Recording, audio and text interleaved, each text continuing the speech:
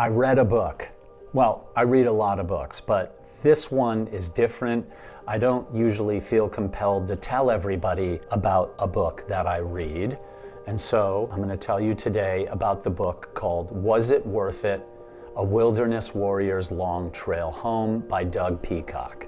Today I have Doug with us on the Happiness Quotient podcast, which is also a special episode I'm showing on my Everest Mystery YouTube channel. So why there, or why here if you are seeing this on the Everest Mystery?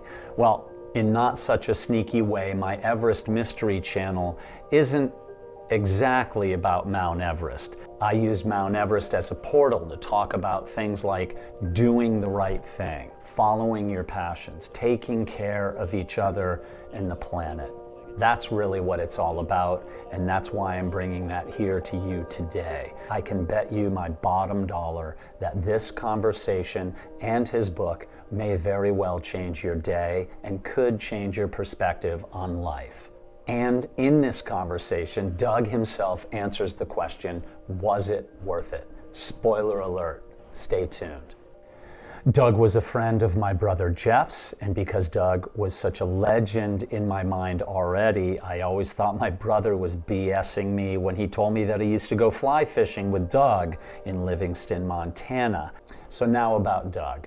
Doug Peacock is an American naturalist, an author, and a filmmaker who is best known for his work in conservation and activism on behalf of grizzly bears in the American West. Doug is the founder and chairman of the board of Save the Yellowstone Grizzly, and I'll share the link to that and many other links that might interest you about Doug and his books in the notes under the video and this episode.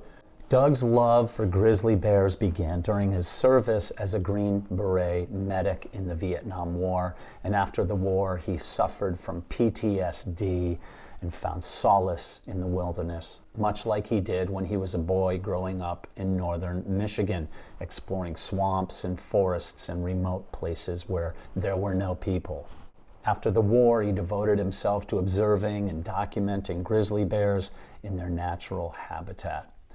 Doug was a longtime friend of the late Edward Abbey, who wrote The Monkey Wrench Gang, where Peacock's essence and spirit and passion was immortalized in the character known as George Washington Hayduke. Sir Doug, as I like to call him, is the author of several books, including Grizzly Years, In Search of the American Wilderness. He's also worked as a consultant on several documentaries, including Grizzly Country and In the Path of the Grizzly. Doug says that bringing a gun into grizzly country will get you more into trouble than out of it.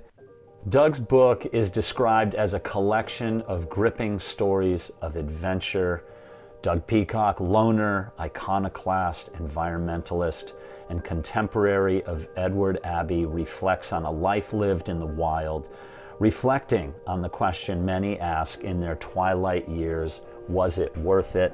Suffice it to say, grizzly bears saved his life. He has now devoted his entire life to protecting them. Doug continues to work desperately to protect the grizzly bears and their habitat through his writing, speaking engagements, and activism, and talking to guys like me who read his book and just had to talk to him. Here's my inspiring interview with Doug Peacock about his book, Was It Worth It? A Wilderness Warrior's Long Trail Home, published by Patagonia from his home in the desert. So let's try this. Doug, thanks. I really appreciate it. Yeah, no problem. But hey, Doug, do you remember my brother Jeff at all? I remember Jeff. I was just thinking about his favorite fishing hole on the Yellowstone River, where, it was near his house. He could walk down there. There was some riprap in the bank, but there's a backwater before the river bifurcates into two channels, and there was a giant fish in there that start about dusk. It would start jumping. It sounded like a 12-pound brown probably. Anyway, it was a story of legend. He he loved those stories. And I think sometimes if I wasn't there, he would have said it was a 14-pound brown for sure, because he loved to he would Oh, never let the truth get in the way of a good story. well, And that's a common trait among certain fishermen especially, I think they're the friends ones of who get mine, blamed. famed friends. It's crazy. I know this is an immediate off the starting line tangent, but it's really Mhm. amazing when you lose a friend, or like in my case, my brother. And not that I didn't, expect that maybe he was going through troubled times and things like that, but it's such a shocking reorient in terms of your life when you lose somebody. Oh, goddamn right. Yeah. It Even the ones that don't surprise you, it doesn't really matter. It's loss, and you yeah. gotta live it through your own way. I think that's probably why in your book, in your most recent book, that I was so, if I had to read it aloud right now, I wouldn't be able to get through certain sentences because I'd all choke up and have tears coming. But just in the great reverence you have for friendships and the people that you cared for and loved, and how you recognized their passing, and in so doing, it was by honoring them, like the way you prepared for Ed Abbey's memorial. And I'm, of course, speaking here to Doug about his longtime and very close friend, Edward Abbey, the author, essayist, and environmental activist who passed away and entrusted Doug and a few very close friends with his burial. did that get taught to you, or is that just who you are? No, I kind of grew into that one because I had a lot of death in my life at a fairly early age. And, one of the last things you can do is especially when your friend who is dying and has requests of you, you take them very seriously, Mm. including illegal burials and all kinds of shit. Illegal burials are the best. Would you just tell me ever so briefly about the illegal burial? I love that part of the book. Well, I was with him the last days of his life, and I was alone with him the last night of his life. Me and Clark's brother-in-law and father and Jack Leffler were taking turns, attending to Ed, sitting with him. And I had the last shift from midnight until the next day. And then, at the end of that period, he left us. And the last time Ed smiled, and I was there doing what I could, shooting him up with morphine and compazine and other worthless drugs, because he had esophageal varices, which you usually get from cirrhosis of the liver. He didn't have it. He had a ganglia from acute pancreatitis that blocked the portal vein. So it's the same physical condition, just a different cause. And last time Ed smiled is when I told him the name of the mountain range he was going to be buried in. That was it. Amazing. Yeah. And we went out there, we had to get our shit together in a hurry. But so we all loaded up Ed and, dry ice in a sleeping bag and body bag, and threw him in the back of a pickup and drove a couple miles through where I am talking right now, Mhm. and several days walk west of here. We didn't find a place all that day. My friend Jack was adamant about putting him up on a promontory of someplace, and the cap rock of the mesa was crystalline hard limestone, and a pickaxe would just bounce off it. And so I finally found a spot the next morning, and we went down, and Steve and I took turns digging the grave, but everybody that wanted to had a chance to lay down in it. When I laid down in it, 7 buzzards passed over, circled back, and were joined by 3 more. So there's 10 buzzards. And of course, old Ed wanted to come back as a turkey vulture. So I thought it was the right place, you know. Oh, And you know, I talked to Clark Abbey yesterday, and she asked if I'd been out there this year, and I said no, I hadn't.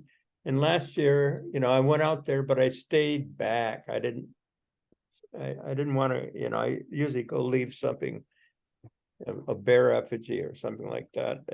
But this last time I got it within a couple hundred feet where I could, you know, see the country, and I let my son go down there, and it's my son's birthday today, so I gotta go. Yeah, wonderful. He's up in Juneau. Amazing. Wow, cool. Born on February 2nd. That's a pretty cool day. It is. It is.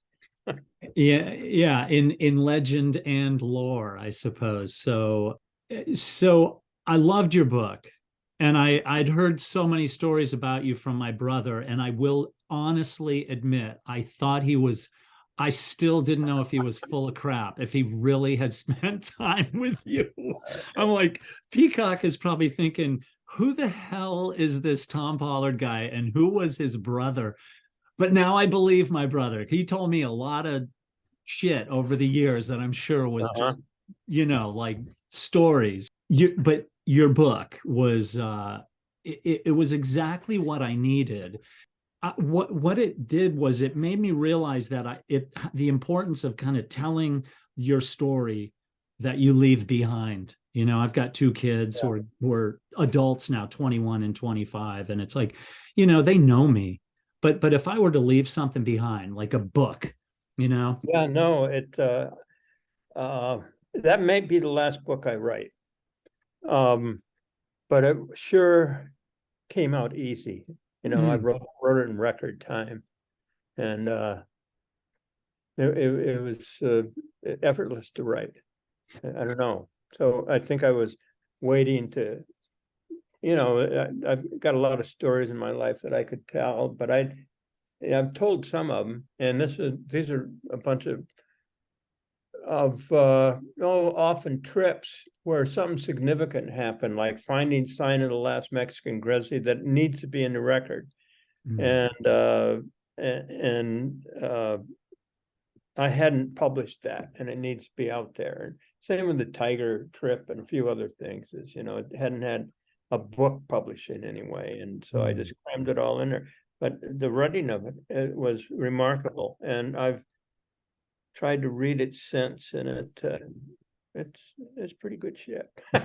So you went just with a clarity of mind. You had something to tell, and yeah, a lot of it revolves around, you know, you get back from Vietnam and you're kind of purging demons, if you will, living with, as they say, you know, PTSD, and you discovered, you know, this kind of this intimate connection with the grizzly bears, and counting them and finding them and observing them, and that's turned into become really a theme of your life, like 50 plus years, as you said, just really protecting them and hoping to protect not only the bear, but the wilderness tracks that are vital to their survival, and protecting them from people trophy hunting them as well, I suppose. But how are we with that in the world today? Are we completely screwed, or has there been any progress as far as you can see it with the work that you've done? Well, it's full-time work right now, and I'm still running this organization, which I have no business running, but my executive director a couple of years ago just flaked out, in short, and I did Patagonia, you know, and I'm doing a bunch of stuff. I'm making another movie, which, you know, I will produce, and you know, I've got a freeway underpass of I-90 that's a very serious project I'm working on. And, you know, and I'm suing the goddamn feds. And actually, Patagonia gave me 45 grand yesterday to help with the legal work. You know, that's a big deal. I don't make any money. I got no money, but You know, they keep me hobbling along. And this book has been good too. You know, it won all kinds of fucking prizes. Yeah. I got enough beer money from the American Academy of Arts and Letters to last for a whole year. You know, Hell yeah. Hell yeah. Well, if I show up, it's going to be one less month of your year, I Oh think. my God. Well, that's what it's for. And you know, and it got another prize a couple of days ago from Patagonia told me about, but just some, you know, some bullshit. I mean, it's a testimony. Patagonia did a very good job producing this book. So they got a prize for layout and also won the National Outdoor Book Awards winner for nonfiction. It didn't come with any beer money, so of course I was whining. But somebody, Hell in my bag. Where's my beer money? Fill it but up. someone will buy you a beer for that award. So it's kind of like a card that has credit on it, I guess. And you know, that's okay. I didn't set out trying to be a writer, but I've had to use writing to just record my life and leave a record behind, and accounting too. So you know, there's a half a dozen books now, and I can't imagine writing another one, but the last one went real fast. I know I'm kind of reaching out at a bunch of different things, but a few things that really stood out to me in it. One, you said solitude. You talked about the importance in your life, especially of solitude, and is the deepest well I've encountered in life. I think that there's a lot of people in the planet right now, at least in this crazy society, that have no freaking clue what solitude is and how beneficial it could be for them.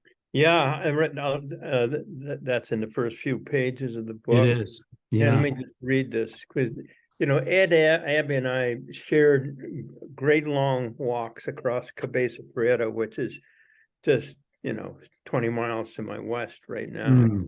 And you know, it was the greatest currency we ever shared, I think. So Ed finished one and attempted another even after he'd begun to die. So with 3 friends, I buried him out there. Solitude is the deepest well I have encountered in this life, and I found most of it either down here in the desert or up in grizzly country. Introspection arrives easily, blowing off the 2-needle pines or on the desert breeze. It's also a human luxury, best indulged in before your children are born. My long west to east walks down here were often taken during the holidays, and I had to give them up cold turkey once my kids were old enough to know what Christmas was. But what trips they were, looking across the creosote Bahada towards the nearest water in a distant mountain range 40 impossible miles ago, and then just walking there. And you start thinking like that, you know, just walk there. Doesn't matter if it's 3 or 4 days. I could walk to Montana, you know, if I had enough time from here. Amazing. Doug, you also said those in the so-called civilized world, there are 2 camps: either believe in human life has more intrinsic value than the bears, or you do not. And I love that, because you talk about, like, so if you have a gun and a bear is charging you, where do you actually shoot? Like, what's that line of demarcation? And I think it's fitting that the cover of the book is you with the spear. So we know how close the bear needs to be before you draw your weapon. But could you talk about that? You know, you're so passionate about the survival of these beasts that I guess not in a crazy man's way, but you'd probably be willing to be devoured by one if it might help their species. Yeah, I think that was page 171 on your book that I read that. Anyway, here, you know, there's Tompkins and Rick Ridgway and Bart Lewis, an old friend of mine. We're on a beluga whale expedition where everybody was scared of polar bears. I was a polar bear guy. I had walked the plane. And you know, so we flew up to Resolute, which is just a little nothing there. and the weather was lousy. So a few days before we could find a bush plane to fly us out to uninhabited island, Somerset Island. And, so finally we get up there. Finally, we land next to the fjord on Somerset Island. The scientist assembles his tent and camping gear, while the rest of us unload the beaver bush plane. The plane departs, and I put together my polar bear spear, soaking the sinew in water, inserting the iron spearhead into the slot, and then lashing it tight with wet rawhide that should dry and shrink. The last touch is to screw a sharp metal point into the end opposite the spear point, where it can anchor on the frozen ground or ice, like a pike, The government disagreed with my plan, of course. It's law that you have to carry a gun up there, I wasn't going to do it. And they assigned an Inuit hunter to accompany us with a gun. Once the Inuit hunter checks out my spear, he decides I'm serious, and we become friends. As the midnight sun heads in the west, he shares a belt of Canadian whiskey from his flask with me. I hadn't tried out the spear on a bear yet, but the Inuit had once. When this guy was 13, a polar bear wandered into his village, and the boy and his cousins unchained the dogs and went after him. While the dogs circled and nipped at the big bear, the boys thrust with their spears. My Inuit pal finally threw his spear and was given credit for the kill. The Inuit hunt polar bear for fur and food, one of the few remaining traditional peoples who intentionally and regularly seek out big predators. You wouldn't want to try this without some really good dog. And, incidentally, I have 2 collie dogs here, Yeah. The older one passed. He's a grizzly bear dog. I trained him. I went and collected the grizzly bear shit from the valley that Jeff and I lived in. And when he was a puppy, just got him comfortable around the smell of it. Huh. And we ran into a mother grizz and her yearling cub near the east side of Glacier Park. And he was perfect. He sat, he wiggled his nose, but otherwise didn't make a move, didn't bark. And he's got a younger brother here that's a couple of years younger. The brother would have gotten us killed. Doug, so to me, at the end of the book, you went back to Michigan. I believe it was with your nephew or maybe a cousin. My cousin lived there. He just left this house driving my car to San Francisco 2 days ago. Wow. So, he's still there. He and Andrea, he moved out to Livingston and helped Andrea and I build a house in the so-called Paradise Valley. Paradise, mostly to the real estate industry, of course. Right. And he and Andrea owned a bookstore together, Elk River Books. He's still around. But yeah, I went back there as a boy. I looked for arrowheads and had a collection. And I decided that I had to repatriate everything. And so this is just a piece of that. The greatest honoring of the smell of archaeology, I think, is less the amount of science you can squeeze out of it than just a sense of awe and wonder for another world, that we came from but don't know anymore. And I really, as a young man, that was so good for me to try to imagine the lives of other people, how they lived on the land, what they were thinking, and yeah, it's such a good scene. You put it back where it belonged. And you had to break the law to put it back, right? You had to go to find it. I was there wearing camo, because some of the places I found arrowheads were sand ridges. They're just full of burials, about 4,000 years old and things like that. But, people had built houses on those things, or the cornfields maybe had a townhouse development plopped on it. Most of the places were, as I first found them, because I'd like to go to remote places. But anyway, there I was wearing camouflage with a garden trowel, low crawling through the shrubbery of some stranger's house, trying to get as close as I could to where I, found a spearhead or something, and digging a hole and putting it, I could have been shot on sight. I've got a garden trowel. I'm not afraid to use it.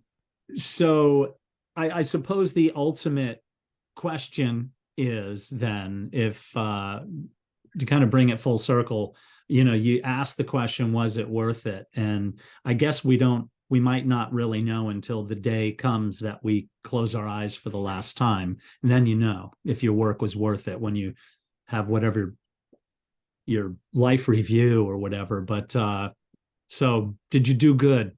Is in terms of how, when you look in the mirror now, you're like, way to go, old man, like, nice job. Or, Yeah, I don't try to fool myself, but at the end of the book, the last sentence was, it was worth it. And that's a chapter of many about the sorry state of our planet and climate change, especially. I was lucky enough to see some wonders of the wild, especially the animals, and in so many places. And, it was truly, I was lucky. I got to places before they went away, and, I knew how to do that, and I worked hard to do it. But, the guy, Doug Seuss is a guy that called me last night. He's the one that had Bart the Bear, the Grizzly and Legends of the Fall. That was, anyway, he had never seen a wild grizz.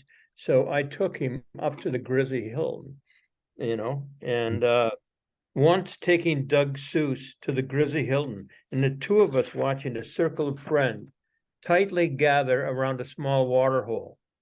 4 swaying mother grizzlies, 4 bear cubs, a yearling, and 2 subaltern grizzly bears, teenagers, a prior litter of one of the moms. Science doesn't admit this spectrum of behavior. The bears were dancing. It was worth it. Oh, damn. That's so good. That is so good. Doug, hopefully it's many, many moons, many years off in the distance, but have you told your closest friend what you want them to do with you when that day should come? No, it's coming sooner than we want. I actually I'm on oxygen sometimes here, and the oxygen machine broke this morning. So I hope Andrea doesn't have to go out and look for my truck in the desert and find me sprawled out there with the dogs keeping the coyotes away from eating me. But if I last this year, it'll be good. And that's okay. I kind of made my peace with it a long time ago. And Andrea can just a neighbor's got a backhoe, and we've got some, family pets, cats mostly buried in the backyard. Just put me alongside them. So you really feel that maybe I'm not going to live forever. I have a terminal disease. Simple as that. I've got some degree of congestive heart failure. They can't figure out exactly what kind or if it's treatable or not. I've got to find a place that can give me an MRI, cardiac MRI, because I've got a pacemaker. Not every place can do it. So. Wow. You're Hector. That's the one that would have gotten you killed with the bear. Yeah. I mean, just, oh, that's hello. Hector. He's a sweetheart and he's pretty. Handsome. But this is his older brother. Hello. Oh my God. And that's your cat buddy over there. So I have to hang out here and take care of the animals. Well, that's beautiful. Well, your dogs and cat need you for at least 3 more days. I got to be so careful. So, Doug, I'm gonna let you go, my friend. It's an honor getting to know you. Stay warm and healthy. Okay, Tom. It was a Thank pleasure. you. Doug, I can't thank you enough for taking the time to speak with me. Please, please live longer. We need people like you on this planet. I say that from the bottom of my heart, and I mean it to every fiber of my being. When I read your book, Doug, I had told you that I fold over pages of things that I want to remember. And in this book, I folded over so many pages that I had to double over some of the corners folded over. This one is a keeper. Anybody who hasn't read it or hasn't known about it, please go look up this book. Was it worth it? A Wilderness Warrior's Long Trail Home by Doug Peacock, published by Patagonia. An amazing book. Wouldn't it figure that Simba makes an appearance at the end? I think Simba might have heard the dogs barking. In the notes of this episode, you will find links to where you can look up Doug Peacock, where you can find his book, and where you can find a link to some of the organizations that he champions, that he founded and continues to work for. If you like what you saw or heard, I welcome you to subscribe to the podcast or to this YouTube channel. If you don't want to, that's fine as well, but I do urge you to do what Doug asks all the readers in this, is to challenge the reader to make certain that the answer to the question at the end of one's life, was it worth it, is yes. Thanks for being here. I appreciate you. I appreciate Doug Peacock, and thank you very much. Look forward to seeing you the next time around.